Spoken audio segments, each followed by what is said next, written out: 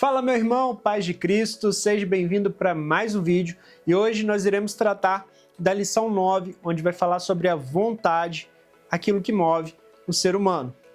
Lembrando que o conteúdo dessa aula, como a apresentação PowerPoint e o resumo, estarão disponíveis aqui embaixo. E antes de começar, quero te convidar a se inscrever no canal, ativar o sininho e curtir esse vídeo. Eu vou colocar os textos aqui na tela de forma rápida, então você pode pausar o vídeo, ler e depois continuar. O texto áureo da nossa lição está lá em Gálatas 5:16, que diz o seguinte: digo, porém, andai em espírito e não cumprireis a concupiscência da carne. Quando olhamos para a carta de Paulo aos irmãos ali da Galácia, a gente vai perceber que estava tendo muitas discussões entre os judeus convertidos e os gentios que são aqueles que não são judeus. E Paulo escreve para eles dizendo que eles foram libertos por Jesus, não para fazerem o que quiserem, mas para viverem do jeito que Deus quer, e que eles não devem seguir seus impulsos ruins, e ele chama isso de carne, e que a melhor forma de vencer esses impulsos é deixar que o Espírito Santo guie a vida deles.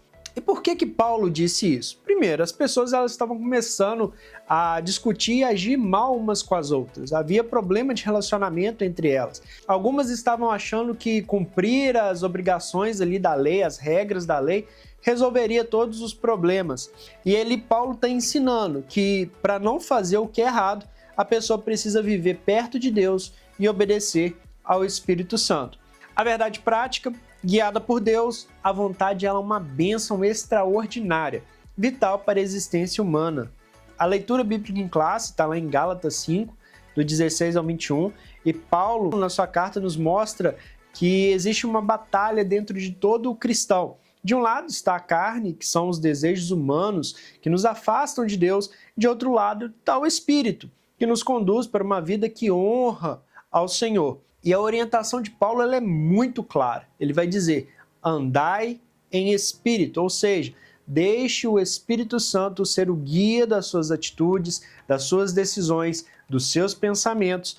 E depois ele vai listar as obras da carne, que são comportamentos que mostram quando nós não somos guiados pelo Espírito. Quem entra em imoralidade, idolatria, invejas, explosões de raiva, divisões, ciúmes, bebedices, além de muitos outros. E Paulo termina com um aviso muito sério. Quem vive praticando essas coisas não herdará o reino de Deus. E ele não está falando de alguém que caiu uma vez, mas de pessoas que vivem nessa prática. O comentarista traz para a gente também o texto de Tiago, capítulo 1, do versículo 14 ao 15. Tiago explica como o pecado ele nasce dentro de nós. Ele mostra que é um processo. Começa com a tentação nos nossos próprios desejos. E aí eu destaco que não é o diabo que coloca tudo na nossa cabeça. Muita coisa vem da nossa própria carne. O desejo ele vai crescer, ele vai nos atrair, tentando nos convencer de que aquilo é melhor do que obedecer a Deus.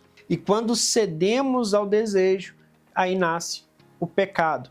E quando o pecado continua crescendo e dominando a nossa vida, gera a morte, que é a separação de Deus. Tiago nos ensina que a luta contra o pecado, ela começa no coração, nos primeiros pensamentos e no desejo. O outro texto também é na carta de Tiago, no capítulo 4, versículo 13 ao 17, e aqui Tiago muda um pouco de assunto, mas continua falando sobre atitudes que revelam a carne. E aqui ele fala com pessoas que ficam fazendo planos como se Deus não existisse. Eu vou para tal cidade, eu vou negociar, vou ganhar dinheiro. E Tiago diz, vocês não controlam o amanhã. A vida de vocês ela é como uma névoa. Por isso, todo plano deve ser feito tendo com base a vontade de Deus. Se o Senhor quiser, faremos isso, ou faremos aquilo, negociaremos em tal cidade, ou iremos a tal cidade. E no final, ele afirma uma verdade muito séria. Quem sabe o que é certo e não faz, também está pecando. Ou seja, pecado não é só fazer aquilo que Deus condena, mas também é deixar de fazer aquilo que Deus manda. A introdução da nossa lição, ela vai relembrar um pouquinho as lições anteriores, onde a gente estudou duas das principais faculdades da alma, o intelecto, que tem a ver com aquilo que nós pensamos, e a sensibilidade, que envolve aquilo que a gente sente. E a revista nos lembra de algo muito importante: pensamentos e sentimentos, eles nunca estão isolados. Na vida real, tudo aquilo que pensamos costuma influenciar aquilo que sentimos. E aquilo que sentimos também vai influenciar aquilo que nós pensamos. E essa mistura, ela acaba moldando as nossas decisões. A Bíblia afirma isso. Por exemplo, Salomão mesmo diz que o que imaginamos internamente molda quem nós somos. Olha só, Provérbios 23:7. Porque, como imaginou em sua alma, assim ele é. E também diz que o nosso coração, que ali inclui as emoções, o desejo, as decisões, ele precisa ser guardado, porque toda a nossa vida ela é influenciada pelo que está dentro dele. Provérbios 4:23 vai dizer sobre tudo que se deve guardar. Guarda o teu coração, porque dele procedem as saídas da vida. Então, pensar, sentir, desejar e agir não são partes separadas da vida, elas formam um único processo dentro de nós. E a revista chama isso de um mesmo fenômeno na experiência humana. Por que isso é importante? Porque a vida cristã ela não é apenas sentir, nem apenas pensar, é saber como tudo isso se junta, como isso afeta a nossa vontade, que é justamente o tema da nossa lição.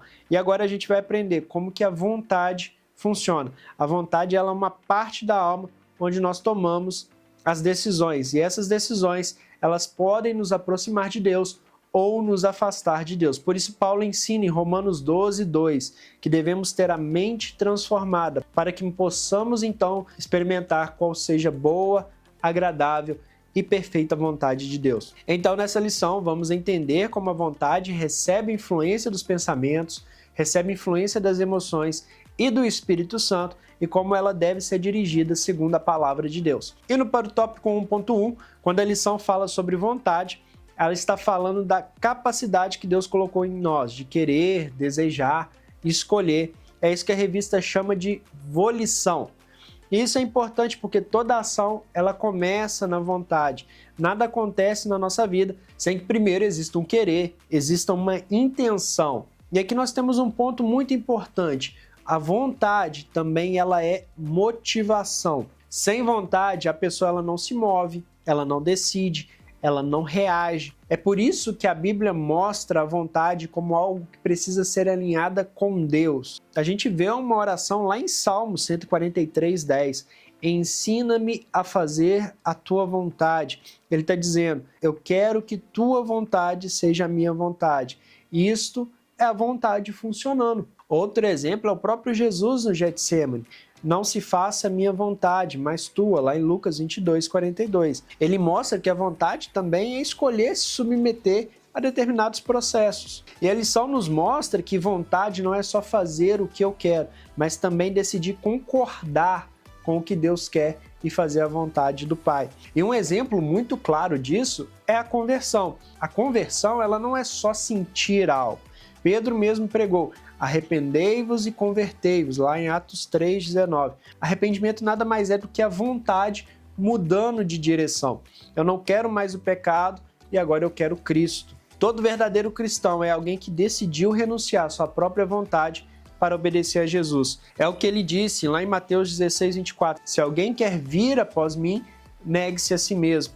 A lição conclui dizendo que tudo isso é o livre-arbítrio funcionando. Deus chama, Deus orienta, mas a decisão, ela é nossa. Por isso a Bíblia diz, hoje, se ouvirdes a sua voz, não endureçais o vosso coração. Lá em Hebreus 3, do 7 ao 8. Em Apocalipse 22:17 vai dizer, quem quiser, tome de graça da água da vida. E esses versículos mostram exatamente o que o subtópico ensina. A vontade e a capacidade humana de escolher. E Deus, ele respeita essa escolha. Tópico 1.2, do pensamento à ação. A lição mostra que no processo humano, um pensamento ele pode sim se transformar em uma ação. Isso geralmente acontece em algumas etapas. Pensamento, sentimento, desejo, até então se tornar uma ação. Primeiro vem o pensamento. Nem todo pensamento ele é pecaminoso ou ele vai gerar uma emoção, mas alguns pensamentos começam a criar espaço dentro da mente e passam então para o coração. E foi exatamente isso que aconteceu com Eva lá no Éden.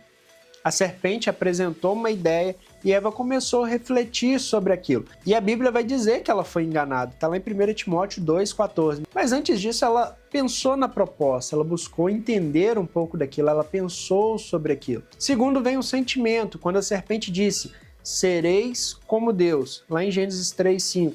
Isso despertou uma emoção dentro dela. Houve um atrativo, uma sensação de oportunidade. E então, o desejo, o texto mostra que ela começou a desejar o fruto. Gênesis 3,6 vai dizer que a mulher viu que aquela árvore era agradável aos olhos. O pensamento agora ele já havia se transformado em uma vontade. E a vontade se transformou em uma ação. Gênesis 3,6 vai dizer que ela tomou então do fruto e comeu. E a lição quer que a gente entenda isso, que o pecado, por exemplo, como o de Eva, não começou no ato, começou antes dentro do seu coração, ali no pensamento, no sentimento, no desejo, para depois então se tornar uma ação. Isso ensina uma verdade importante para a vida cristã. Muitas batalhas são vencidas ou perdidas aqui na mente, antes mesmo de chegar ao comportamento, à ação. No tópico 1.3, fraqueza de vontade, a Bíblia deixa claro que Adão sabia perfeitamente qual que era a ordem de Deus e das consequências, mas mesmo assim ele escolheu desobedecer. E aqui a gente já tem um ponto muito importante. O problema de Adão não foi a falta de entendimento, foi a falta de força na vontade. E esse é um dos maiores desafios do ser humano até os dias de hoje. A gente sabe o que é certo, mas nem sempre quer fazer o que é certo. Paulo fala exatamente disso lá em Romanos 7. O bem que quero fazer, não faço. O conflito que há entre o saber e o querer. Isso aparece o tempo todo em nossas vidas. Quantas vezes nós tomamos decisões erradas, plenamente conscientes das consequências. Isso vai desde quebrar uma dieta até pecados que ferem a nossa comunhão com Deus. E Jesus explicou lá em Mateus 26:41, o espírito ele está pronto, mas a carne ela é fraca. A carne ela vai puxar para baixo, o espírito vai puxar para cima. E a cultura atual torna isso ainda mais difícil, porque nós vivemos em um mundo onde é pregado que você deve viver tudo que te dá prazer, que é o hedonismo, que é a busca do prazer pelo prazer. Por isso, tantos são dominados por vícios e compulsões, mesmo sabendo que isso destrói a vida. Efésios 2:3 mostra que antes de Cristo nós andávamos segundo os desejos da carne. Mas o Evangelho ele traz esperança. Só Jesus liberta a vontade humana e dá força para vencer o pecado. João 8,36 vai dizer: se o Filho vos libertar, verdadeiramente sereis livres. E Paulo declara que o Evangelho ele é poder de Deus para transformar, lá em Romanos 1,16. A vontade humana ela é fraca, mas a graça de Deus ela é mais forte.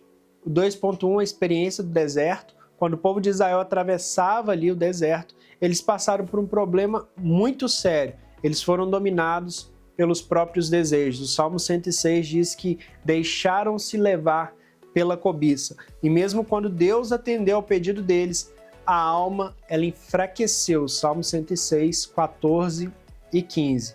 E eu destaco isso aqui. Nem tudo que a gente deseja faz bem para a nossa alma. Mesmo vendo milagres, nuvem de dia, fogo de noite, mar se abrindo, Israel caiu na ingratidão. Eles começaram a lembrar das comidas do Egito, como a gente lê lá em Números 11, 5 e 6. Mas eles esqueceram que aquela comida vinha da casa da escravidão, Êxodo 22. Tem desejo que faz você olhar para trás e esquecer de onde Deus te tirou. E eles começaram a pensar errado, sentir errado, desejar errado. Isso mostra que o desejo ele pode se transformar em ídolo no coração. E quando isso acontece, a pessoa ela abre mão da liberdade espiritual que Deus já deu. É como Paulo fala lá também em Romanos 6,16. Quando obedecemos ao pecado, nós viramos escravos. Por causa dessa entrega aos desejos, o povo sofreu consequências muito sérias. Pragas, como a gente vê em Números 11, 33 e 34, a morte no deserto, Salmo 78, 29 a 33, e toda uma geração que não entrou na terra prometida, como nós lemos lá em Números 14, 29. Os desejos, eles têm consequências, e muitas vezes são consequências espirituais. E Paulo diz que tudo isso foi escrito para o nosso ensino, para o nosso aviso, como lá em 1 Coríntios 10, 1 ao 13. Ou seja, a história de Israel é um espelho para nós hoje. Não podemos permitir que o desejo ele tome o lugar da obediência. Gálatas 5,16 resume tudo isso, dizendo: andai em espírito e não cumprireis os desejos da carne. Enquanto o deserto revela o que havia no coração do povo de Israel, as lutas de hoje revelam o nosso coração. 2.2 Os desejos na era cristã. Mesmo depois da cruz, o cristão ainda lida com desejos que tentam puxar ele para o pecado. Mas agora existe uma diferença enorme. Cristo, ele quebrou o poder do pecado sobre nós. Romanos 6, 11 ao 14. O pecado, ele até continua tentando, mas ele não manda mais em você. Só que enquanto estivermos aqui nesse corpo, existe uma luta acontecendo dentro de nós. Paulo explica que a carne, a nossa natureza humana, ela é inclinada ao erro. Ela deseja uma coisa e o espírito deseja outra. Gálatas 5:17. Todo dia existe uma decisão: seguir a carne ou seguir o espírito. A carne quer independência de Deus, ela quer facilidade, imediatismo, prazer sem responsabilidade. Por isso Tiago diz que cada um é tentado pela sua própria cobiça. O desejo ele começa pequeno, mas se ele não for freado, ele cresce e vira um pecado. O problema não é sentir vontade, o problema é deixar a vontade virar direção da nossa vida. Do outro lado está o Espírito Santo, que nos guia para o que agrada a Deus, e ele nos lembra da palavra, ele nos convence e nos fortalece, como diz João 16:13 e Efésios 3:16. E quem escolhe ser guiado por ele não fica dominado pela carne. Gálatas 5:18. E a gente precisa deixar claro que o Espírito, ele não força ninguém, ele vai guiar quem quer ser guiado. Então sim, existe luta, mas é uma luta que o cristão pode sim vencer, porque não luta sozinho. Filipenses 2:13 diz que é Deus quem opera em nós, tanto querer quanto efetuar. Ou seja, ele muda nosso desejo e dá força para obedecer. Nessa era que vivemos, o desejo ele continua sendo um campo de batalha, mas agora nós temos um vencedor habitando dentro de nós. 2.3 A decisão do homem redimido. Quando uma pessoa aceita Cristo, algo sobrenatural acontece. Ela não é apenas perdoada, ela é liberta do poder do pecado. Por isso Paulo diz que quem foi alcançado por Cristo passa a se inclinar para as coisas do Espírito. Romanos 8:5. E essa mudança não vem de força humana, ela vem da nossa nova natureza que Deus nos dá. Efésios 4:24, 2 Coríntios 5:17. Salvação não é apenas mudar de vida, é receber uma nova vida. Mas isso não significa que os desejos da carne eles simplesmente desaparecem. Eles continuam ali, tentando, chamando, empurrando. O que muda agora é que o cristão não é mais escravo desses desejos. Ele pode escolher obedecer ao Espírito. A Bíblia chama esse processo de mortificar a carne. Colossenses 3:5.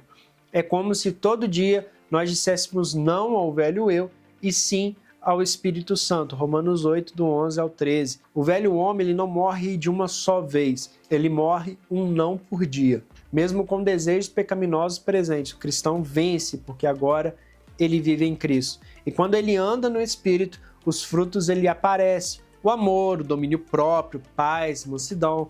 Gálatas 5, 22 ao 25. E quem anda no Espírito não apenas vence o pecado, ele frutifica. E João ele vai reforçar isso, dizendo que quem permanece em Cristo, ele não vive dominado pelo pecado. 1 João 3:6. A tentação ela pode vir, o desejo ele pode aparecer, mas o Espírito Santo nos dá força para continuar firme. O homem redimido, ele não é perfeito, mas ele é dirigido. E quem é dirigido pelo Espírito vence aquilo que antes o dominava. 3.1 Atração e engano. Tiago 1:14, o versículo 15, mostra um processo muito importante. Ninguém cai em pecado de repente. Existe um caminho até lá. Tiago vai explicar que cada um é tentado quando ele é atraído e enganado pela sua própria concupiscência. E aqui essa palavra concupiscência, ela significa um desejo distorcido, um desejo que foge da vontade de Deus. E a gente precisa deixar claro que a tentação ela não começa de fora, ela começa de dentro. E Tiago mostra duas etapas. Primeiro, ser atraído. O desejo ele chama, ele seduz, ele parece bonito.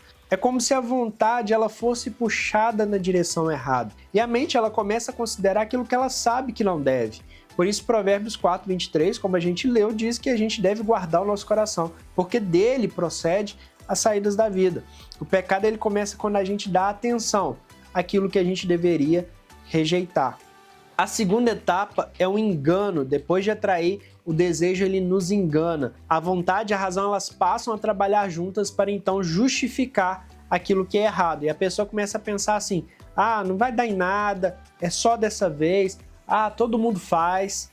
E Tiago está dizendo que nesse momento a razão ela é afetada. A pessoa fica como alguém entorpecido espiritualmente. Ela não percebe o perigo. Assim como Hebreus 3:13 fala do engano do pecado. O pecado ele sempre promete prazer, mas ele nunca vai mostrar a conta. Quando o desejo ele domina, ele faz a nossa mente acreditar que o pecado ele tem mais vantagens do que perdas. Mas Tiago deixa claro, se esse desejo ele não for interrompido, ele concebe, ele vira pecado, e o pecado amadurecido, ele gera morte espiritual. Tiago 1:15. A tentação ela começa com um desejo, mas termina com uma consequência, por isso precisamos vigiar desde o primeiro pensamento. O 3.2, abortando o processo, Tiago mostra que o pecado não nasce de repente. Ele começa num desejo, cresce em segredo e, se não for interrompido, vira ação. O pecado ele é um processo e o cristão precisa interromper esse processo. A lição 7 já nos ensinou que a gente precisa cortar maus pensamentos. E Tiago vai complementar isso dizendo que a gente também precisa cortar os maus desejos, porque desejo influencia decisão. Quando o desejo ele encontra um alvo, ele se intensifica. A vontade começa a pressionar a consciência. E é nesse ponto que Tiago diz: havendo a concupiscência concebido, dá luz ao pecado, lá em Tiago 1:15. Ou seja, se o desejo ele não for rejeitado, ele vai insistir até quebrar as barreiras mais internas do nosso ser, a consciência, o temor, os alertas do espírito. A gente precisa entender que o desejo ele não descansa, por isso a gente precisa decidir antes dele. E Tiago é direto: se o pecado nasce, ele cresce, e quando ele amadurece, ele gera morte, morte espiritual, perda de comunhão, destruição emocional. Jesus nos ensinou a orar, livra-nos da tentação, mas ele também disse: vigiai e orai, ou seja, Deus livra, mas nós devemos também vigiar. Não é só pedir socorro, é vigiar o coração antes que o desejo ele crie raiz. E vigiar significa identificar o desejo errado no início, confessar ao Senhor, afastar-se da oportunidade e se encher do Espírito. Efésios 5:18. O desejo ele tenta conceber, mas o cristão pode abortar esse processo antes que ele vire pecado. E a nossa conclusão, quando falamos de desejo, é fácil pensar só no lado negativo, mas a Bíblia mostra que os desejos eles não são um problema em si. O problema é quando eles são guiados pela carne. A vontade humana ela não é inimiga, ela só precisa ser dirigida por Deus.